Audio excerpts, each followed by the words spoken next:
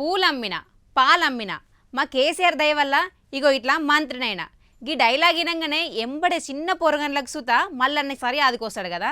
మల్లన్న అంటే గులాబ్ పార్టీ అని సుత అంటారు. కానీ గీసారి కార్ దిగిండు, కేసీఆర్ సరికి హ్యాండ్ ఇచ్చిండని మస్తు ముచ్చట్లు వినిపిస్తున్నాయి కదా.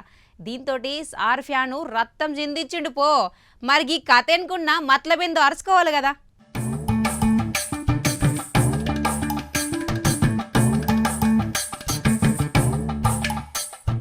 కారు పార్టీకి మల్లన్న సారు అంటీ ముంటనట్టు ఉండబట్టే అప్పట్లాగి ముచ్చట్నే వినిపిస్తే చల్ నేను సార్తోటే ఉన్నా, కారు దిగే కథే లేదు అని.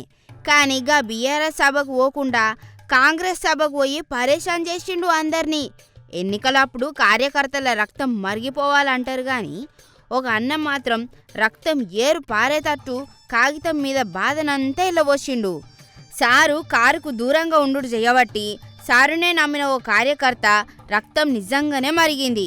అందుకే రక్తంతోటి బహిరంగ లేఖ రాసిండు పో.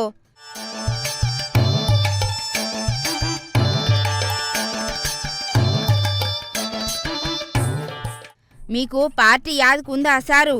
లేకపోతే పార్టీకి మీరేమన్నా గెస్ట్ అయిండ్రా? ఇంతకు పార్టీ యాదుకున్నదా లేదా అనుకుంటా లేఖ రాసిండు.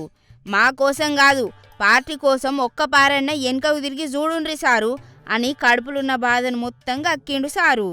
మొన్న కాంగ్రెస్ పార్టీకి పోయిండు కదా, అదే టైంలో గులాబీ పార్టీ వాళ్ళ మీటింగ్కు డుమ్మ కొట్టిండు. గందుకే మరిగా మల్లన్న సారు కారుకు బ్రేకులేసి షెయి పార్టీకి షేక్ హ్యాండ్ ఇస్తాడా లేకపోతే పువ్విచ్చి కమలానికి హాయ్ అంటాడా అనేది ఇప్పుడు అందరిలో నడుస్తున్న టెన్షను.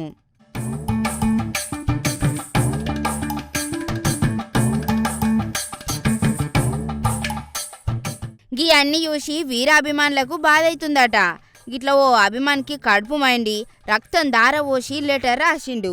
గులాబీ జెండాను భుజాన మోసిన లక్షల మంది కార్యకర్తల మనోభావాలను దెబ్బతీయకుండ్రి సారు మీ సొంత లాభం కోసము అని అనుకుంటా బాధపడబట్టే ఓ కార్యకర్త.